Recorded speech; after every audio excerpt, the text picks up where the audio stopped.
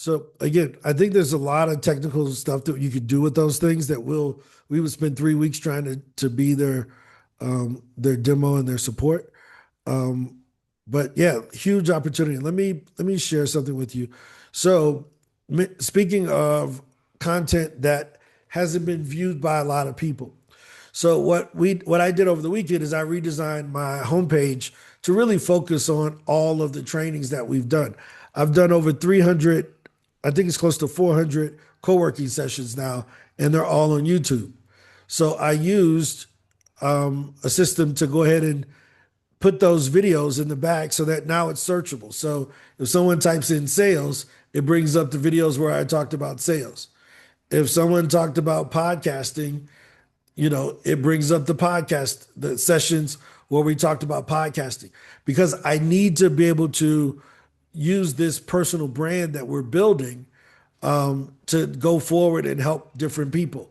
So I just start showing my testimonials of people who specifically talked about working with me and not Speaker Hub in the thing, right? And then explain that, hey, I spent a lot of time building businesses. This is my origin story on my page, right? Me doing podcasting in 2012, couldn't afford soft boxes, used paper on $5 lamps from Walmart, right? Um, but just really just showing that, hey, you can build a brand around what you're doing and introduce people to what you've done. All of my podcasts are there in that little thing that spins around, and I got to put a video here. But the gist of it is personal branding is the future. So what we're looking at doing at Speaker Hub is to help you all to build that brand because that's what separates you from AI.